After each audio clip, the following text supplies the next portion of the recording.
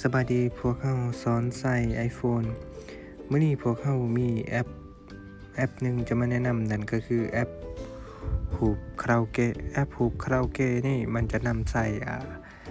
แต่งหูบโดยเฉพาะเช่นว่าการแต่งหูบ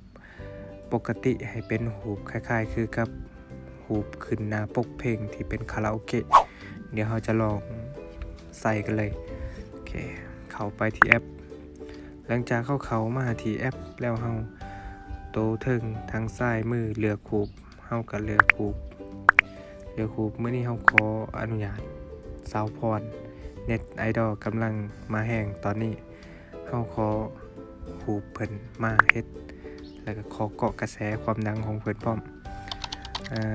หลังจากเขาเอาหูบเขามาแล้วเฮาก็เขียนหนังสือเข้าไปเลยเพลงของสาวพรนั่นก็คือนางกอดกบเป่านางกอดกบเป่าภาษาลาวแล้ว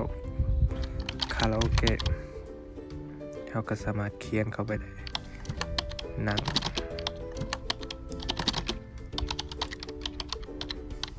กอด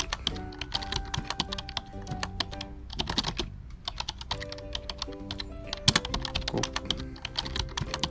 เป่าโอเคตัวไม้เฟืองนี่เขาสามารถยับหนังสือได้ยับขึ้นเทิงยับลงลุ่มแล้วก็สามารถขยายน้อยหรือขยายใหญ่ได้ตัวลูกเฟืองทางลุ่มกระเซ็นกันตัวหนังสือคาราโอเกะเขาสามารถขยายใหญ่ได้ขยายน้อยได้แล้วตัวลูกเฟืองตัวที่3ทางลงสุดนี่มันเขาสามารถยับซ้ายขวาได้เทิงลุ่มได้เดี๋ยวตัวนี้เขาสามารถเฮ็ดหนังสือสีเขียวสีฟ้าโอเคเขาสิเอานางกอดพอตัวลุ่มกับนางกอดพอซ้ำนี่หูบหน้าปกวิธีการบันทึกกดตัวนี้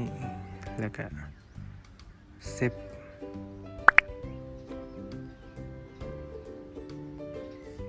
เท่านี้ก็เรียบร้อยเดี๋ยวไปเข้าเบิ่งในรูปภาพ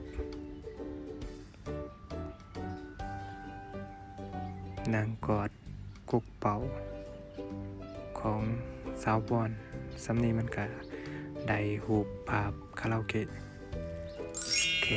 ขอบใจสำหรับที่กดเข้าไป